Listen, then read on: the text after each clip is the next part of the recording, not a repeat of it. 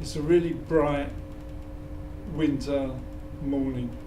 The sun is shining, it's crisp, it's sharp, and that would be a good way to describe my next guest, the incredible Charlie Steeds, who at 23 years old is just about to make his 23rd movie. That's wow, right, Barrington. Charlie, you are really incredible. Thank you. How come you made so many films when you were so young? Well, 20 of those films are short films, 2 of them are feature length. So when I started about 8 years ago making films, I just decided that the only way you can really learn filmmaking is you have to actually get out there and do it. And also, when you do start doing it, you sort of catch a bit of a bug. You just need to keep doing it. To me, it's just like I couldn't stop doing it if I didn't want to. It's got like a snowball effect. I think it's the same with a lot of people. So you come into the end of one film, and you know you can do it so much better on the next one. That drives you because you want to keep showing people what you can do. A few iconic filmmakers have said, all you need to do is to make a film, is you just need a camera. Well, you've proved that, and if you were in multimedia, you'd probably be known as a whiz kid. You make films on a shoestring budget, in fact, no budget, and you make them look like Hollywood blockbusters. I think it's getting a lot easier with sort of all the technology that's out for sort of my generation of people trying to get into filmmaking. You can just buy a camera that shoots real HD, great looking stuff. I'm not into technology. I think it's all about the story, and story is sort of like, that's the thing you have to learn to develop, and by doing that you can just take in as much as you can, read stuff and watch stuff and read screenplays and basically take inspiration from anywhere. But in terms of actually getting a film made, it's easier than it's ever been now to just go into any old shop, buy a camera, 200, 300 quid, you can get something really decent. Just go out there and film it. You say you're not into technology, yet the after effects that you produce, you put bullets, flames on every frame. Yeah, I mean, I can do those. To me are what I call like sort of simple effects that are quite easy to do. Like, for example, in my first feature, Labyrinthia, there's lots of stuff where they light sticks of dynamite and throw sticks of dynamite around. So what you're referring to is that I would go for it frame by frame and add the sparks on the end of the wick as it gets sort of, all the way down to the dynamite. Those are, they're sort of like painstaking, they take a long time because you have to do it frame by frame. But those are sort of almost old school, easy effects, When I first met you, if I was to have described you, I would have said quiet, softly spoken, well-bred, gentle character. And yet you make horror films, which are blood and guts everywhere. Yeah, I think a lot of people do say, some people come into my castings and they say, oh, I was expecting you to have long black greasy hair and wearing a leather jacket and studs or tattoos or something like that, which is not obviously what I'm like at all. But I think a lot of people in horror, a lot of the big horror directors, Wes Craven was a professor, and Stephen King, could have been an English teacher. I think he was a teacher at some point. A lot of people who work in horror are always sort of just nice, friendly people. And obviously, if I was to talk about myself, my sort of upbringing and my life is sort of, there's nothing sort of horrific going on in it. I think it's good to say at this point that we work together, we collaborate, and I act in your films. I've acted in this new one coming up. It'll be my 6th one, or I think probably your 6th one, something like that. And I've watched you develop. You have. But one of the most striking things about you is you've got so much confidence. you're so sure of your destination, and with that confidence, because of your belief in yourself, all your actors and your camera crew so totally believe in you, which is half the battle, I think. Yeah, I think you're right. I mean, I also sort of totally believe in them as well. And I'm just sort of, when it comes to making films, I try to think that, like, I'm not arrogant about it, or I don't have any ego about it. You know, some people might sort of joke that, you know, because if that sort of air of confidence, you need to have it to be a director, or you need to have it to be a filmmaker. You need to talk about your work as if, you know, you're so passionate about it.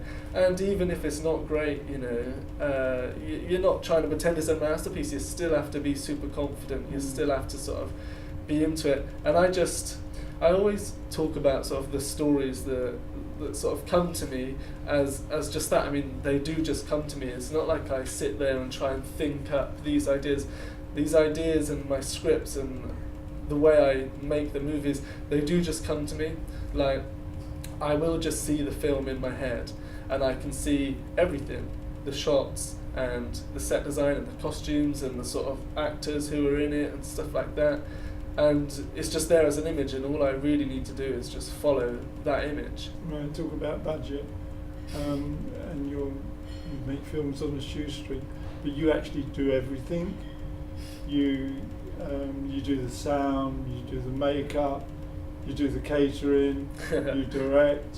It's got better. You do the costumes. It's got a bit better over the years. For my first sort of 10 or 12 short films, it really was just me with the camera in my hand. Way back, I didn't know about lighting. I didn't light stuff. I would get, maybe my nan to make some costumes, my mum to do some catering, call in favours from whoever I could.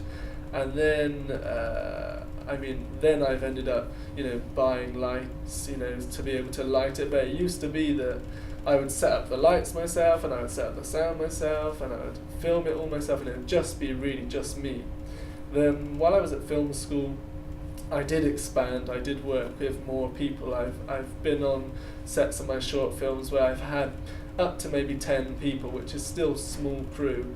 And then I sort of regressed back to what I guess a lot of people would call a more amateur way of making films. But to me, I have my cinematographer, Michael, and I think everyone says, like all the actors anyway who are there, that we're such a sort of well-oiled machine that it's just all at the moment I need to tell the stories I'm wanting to tell.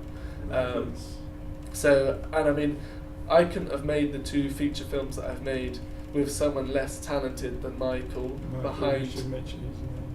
Yeah, Michael Lloyd, my cinematographer, who is running the whole camera side of things and the lighting and stuff, and he's as much hands-on as I am, and that's I think why we work together. We just go about it. The idea for me of what I'm trying to do is create an environment where I'm telling this story, and as a director, when you're actually on the set, all you should really be interested in is the actors and getting a performance. It's something that's very often overlooked in horror films, or looked down upon in horror films, that performances, even low budget films, people look down sometimes on the performances.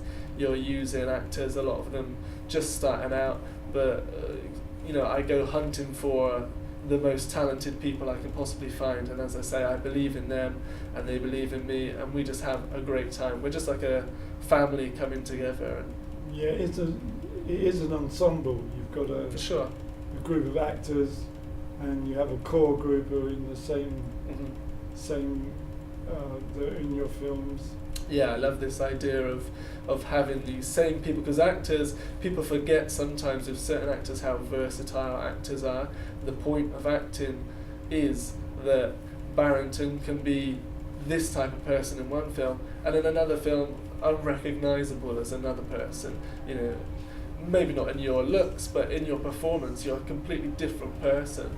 And I like to explore that with the actors I love working with. I like to explore that. Miss Goodwin, we know this is not true. Well, check his birth. We found documents. Check his birth code. Miss Goodwin, Luke, please, check his birth code. I'm telling you the truth. Jake, would you step here a moment? I'm not going to hurt you. For example, you know, in my last film, you know, you were playing this sort of evil guy. He becomes a little bit more sympathetic as the film goes on. You know, but in the film before that, Labyrinthia, you were just evil, evil, evil. Ha! You lying wolf! I swear I never said a word. How long have you been planning this? How long has he been hunting? I didn't do this. I thought he was dead. Don't take me for a fool, you repugnant bitch! There was sort of no real connection to you, I suppose. Like, you know, you're very different characters. And in the new script that I've just written for you, again, you're sort of, I don't think your character is evil at all. You're actually sort of one of the more redeeming characters of the film. And, you know, the point is to always keep it different and always challenge both me and you so that we can have, you know, a lot of fun. And Charlie, your dynamism has paid off. You're very successful. Well, you've sold. Getting there. I mean, with my first film, Labyrinthia, I really didn't know what was going to come of it. You're the jackal, aren't you? Is that what they call me? After the god of the dead. What are you doing? Nothing. Nothing! Just a spot of spring cleaning, my lord. In the middle of the fucking night! Don't leave me here alone. Jack. You hope that the film can get distribution, that's what you're hoping, and it can get out there and people can see it. And it did get distribution in a fair few places, you know, and then the film I've just made, you know, once again, it's having a really good reaction just to the trailer alone, and I have distributors asking for it and festivals asking for it. So, you know, your success is sort of building up over time. Could you just tell us a little bit about some of the films you've made? Yeah, so my new one that's be coming out very early next year is called Escape from Cannibal Farm, and as you know, you play, you know, the sort of main farmer of the Cannibal Farm. It's sort of your typical horror movie setup, something like Texas Chainsaw Massacre meets Hills Have Eyes, but set in the British countryside, which is something I hadn't really seen, you know, I hadn't seen it done in Britain, and I sort of had to convince myself that the British countryside could be scary, and sort of look at the countryside in a way that I hadn't before to sort of see it as scary, but I think it can be menacing. Here, Wesley. Well, at least somebody appreciates the countryside. The script is all about the characters, but now the way I work is, it is the characters that come to me first, and it is the characters that will lead me through the film. If I don't know who the characters are, I don't know what this film is about, I don't know what this story is about. And Cannibal Farm isn't about, some horror films are about this, you know, people come along to a horrible farm and they get slashed up and cut up, and maybe that's what the horror fans want, and maybe I will disappoint them with Cannibal Farm. But, you know, my director's cut of the film at least is 115 minutes long. That's long for a film where it would just be people getting slashed up. So it's really not, that's not all there is, you know. I'm focusing on these particular characters, on this particular journey. The film is about family, and the film is about sort of growing up and leaving a family, and the film focuses on three families sort of all in very different but desperate situations. And then of course I've got my new film that I will begin filming actually next month, which is basically, there's a 13th century castle out in the south of France, and the location was offered up to me, and I have it for, you know, basically a month. So I've written a script specifically to film within this setting, and it's a sort of period drama, gothic horror movie. It's called The House of Violent Desire, and it is all about lust and desire, and it's probably the most dark and violent thing I've ever written. How do you see the future? I mean, I know it's going to be bright, but how do you see it? Well, the future, I mean, you can't really afford to fixate on the future or what's going to happen or what's not going to happen or how it's going to go. For me, I just keep going at it. Just make a film, make a film, make a film. It's the only thing I know how to do. Is one thing I do know how to do for sure, and I'm confident in that, and that's I know how I make films, you know, because I've been doing it so much for the last few years now. I'm not saying I know everything about filmmaking, I'm just saying I know how to make my films. And then people will just come to you, distributors and, you know, whoever you need, sales agents, it all ends up coming to you. Following that film, I just made another one, you know, Escape from Cannibal Farm, and now I'm making another one. And to be honest, that's the way I'm just going to carry on. I'll just keep making these films. Thank you. Thank you, Good Barrington. luck. Thank you, Barrington.